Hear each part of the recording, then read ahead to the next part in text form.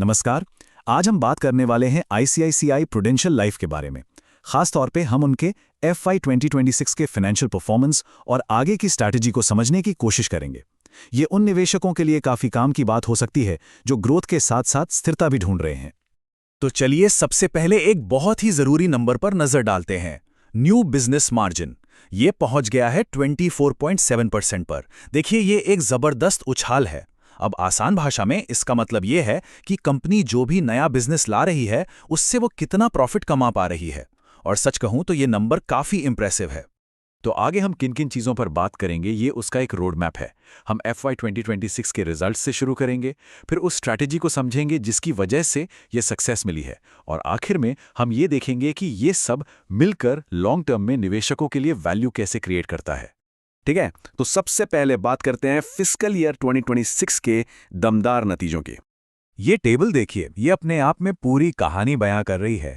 Annual premium equivalent यानी AP, इसमें एक स्टेडी ग्रोथ है, 104 बिलियन से बढ़कर 106 बिलियन रुपए। लेकिन जो असल में ध्यान खींचने वाली बात है वो है वैल्यू ऑफ न्यू बिजनेस यानी VNB। ये 23.7 बिलियन से बढ़कर 26.29 बिलियन रुपए हो गया है। मतलब साफ है, कंपनी सिर्फ ज्यादा बिजनेस नहीं ला रही बल्कि ज्यादा प्रॉफिटेबल बिजनेस ला रही है। और यही वजह है कि न्यू बिजनेस मार्जिन 22.8% से बढ़कर 24.60% हो गया है। इस नंबर को थोड़ा और समझते हैं। 26.29 बिलियन का VNB, ये एक बहुत बड़ा माइलस्टोन है। ये साफ साफ दिखाता है कि कंपनी अपनी हर नई पॉलिसी से पहले के मुकाबले कहीं ज्यादा वैल्यू जनरेट करने में कामयाब हो रही है। तो ये VNB में साल दर साल 10.9% की एक मजबूत ग्रोथ है। ये सिर्फ एक आंकड़ा नहीं है, ये इस बात का सबूत है कि कंपनी की स्ट्रैटेजी काम कर रही है और वो अपने नए बिजनेस से लगातार ज्यादा वैल्यू निकाल पा रहे हैं। तो सवाल ये उठता है कि इन शानदार नंबर्स के पीछे का राज क्या है। ये सब जुड़ा है एक सोची समझी स्ट्रैटेजी से, जिसे कहते हैं 3C फ्रेमवर्क। यही उनकी सस्टेनेबल ग्रोथ का असल इंजन है। देखिए, ये फ्रेमवर्क कंपनी की कोर फिलॉसफी को दिखाता है। ये सब कुछ बैलेंस करने के बारे में है। एक तरफ बिजनेस ग्रोथ, दूसरी तरफ प्रॉफिटेबिलिटी और साथ ही रिस्क मैनेजमेंट, और इन सब के केंद्र में है कस्टमर। यही वो विनिंग फॉर्मूला है जो उन्हें सस्टेनेबल VNB ग्रोथ दिलाता है। अब इस स्ट्रैटेजी को जमीन पर उतारने के लिए 3 मेन पिलर्स हैं। एक तो है कॉम्प्रिहेंसिव प्रोडक्ट स्वीट, दूसरा डाइवर्सिफाइड डिस्ट्रीब्यूशन और तीसरा ऑपरेशनल एफिशिएंसी। और इन सब को ताकत मिलती है पीपल, टेक और एनालिटिक्स की मजबूत बुनियाद से। ये सिर्फ बज़वर्ड्स नहीं है, ये सच में सफलता के असली बिल्डिंग ब्लॉक्स हैं। तो चलिए अब ये देखते हैं कि ये स्ट्रैटेजी असल में काम कैसे करती है, कैसे ये दमदार best in class operational matrix में तब्दील होती है। ये स्लाइड कंपनी के ऑपरेशनल एक्सेलेंस के कुछ बेहतरीन उदाहरण पेश करती है। चाहे वो 99.3% का शानदार क्लेम सेटलमेंट रेशियो हो, या महज 1.1 दिन में क्लेम निपटाने की रफ्तार, या फिर 3.14 ट्रिलियन रुपीस का विशाल एसेट्स अंडर मैनेजमेंट, ये आंकड़े खुद बोलते हैं। देखिए, 99.3% का क्लेम सेटलमेंट रेशियो ये इंडस्ट्री में सबसे बेहतरीन में से एक है। ये दिखाता है कि कंपनी अपने पॉलिसी होल्डर्स के प्रति कितनी कमिटेड है, और दिन के आखिर में ग्राहकों के लिए यही बात सबसे ज्यादा मायने रखती है। और बात सिर्फ रेशियो की नहीं है, बात स्पीड की भी है। जो नॉन इन्वेस्टिगेटेड क्लेम्स हैं वो औसतन सिर्फ 1.1 दिन में सेटल हो जाते हैं।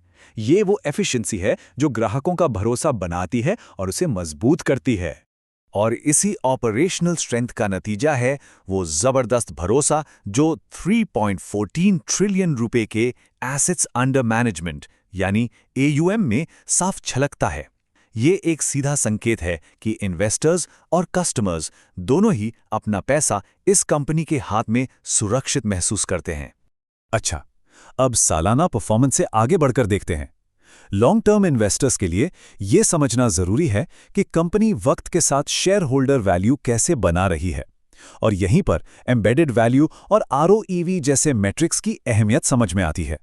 ये वाटरफॉल चार्ट एम्बेडेड वैल्यू की ग्रोथ को बहुत साफ साफ तोड़कर दिखाता है। अब एम्बेडेड वैल्यू को आप ऐसे समझ सकते हैं कि ये कंपनी की नेटवर्थ और उसकी मौजूदा पॉलिसीज से भविष्य में होने वाले मुनाफे का जोड़ है। और जैसा कि यहां दिख रहा है, वैल्यू ऑफ न्यू बिजनेस इसका एक बहुत बड़ा पॉजिटिव कंट्रीब्यूटर है। इससे पता चलता है कि नया बिजनेस लाना कितना ज्यादा जरूरी है। तो इस वैल्यू क्रिएशन को नापने के लिए हम देखते हैं रिटर्न ऑन एम्बेडेड वैल्यू यानी ROEV को। ये मैट्रिक हमें बताता है कि कंपनी अपनी टोटल वैल्यू पर कितनी एफिशिएंसी से रिटर्न जनरेट कर रही है, बिल्कुल वैसे ही जैसे कोई अपने इन्वेस्टमेंट पे रिटर्न देखता है। FY 2026 के लिए कंपनी ने 11.9% का एक सॉलिड ROEV डिलीवर किया है। ये एफिशिएंट वैल्यू क्रिएशन का एक मजबूत इंडिकेटर है। ये दिखाता है कि शेयर होल्डर्स के लिए लगातार रिटर्न बन रहा है और कंपनी अपनी वैल्यू को एक्टिवली बढ़ा रही है।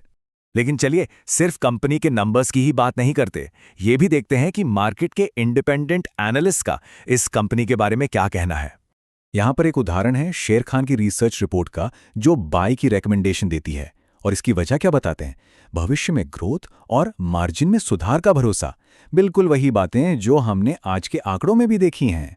तो चलिए इन सभी बातों को समेटकर एक क्लियर इन्वेस्टमेंट थीसिस बनाते हैं। तो संक्षेप में 3 मुख्य बातें निकल कर आती हैं। पहला, कंसिस्टेंट ग्रोथ और प्रॉफिटेबिलिटी, जो हमने VNB के आंकड़ों में देखा। दूसरा, एक मजबूत स्ट्रेटेजिक फ्रेमवर्क, यानी वो 3C मॉडल जो सफलता का एक रिपीटेबल रास्ता देता है। और तीसरा, लॉन्ग टर्म वैल्यू क्रिएशन का एक प्रूवन ट्रैक रिकॉर्ड, जैसा कि सॉलिड ROEV दिखाता है। ये वाकई एक पावरफुल कॉम्बिनेशन है। तो ये पूरा विश्लेषण एक ऐसी कंपनी की तस्वीर पेश करता है जिसके फंडामेंटल्स मजबूत हैं और विजन बिल्कुल साफ है। और ये हमें एक आखिरी और काफ़ी दिलचस्प सवाल के साथ छोड़ जाता है। क्या ICICI प्रूडेंशियल अपनी ग्रोथ और प्रॉफिटेबिलिटी की इस मजबूत स्ट्रैटेजी के साथ भारत में इंश्योरेंस के भविष्य को एक नई दिशा देने के लिए तैयार है?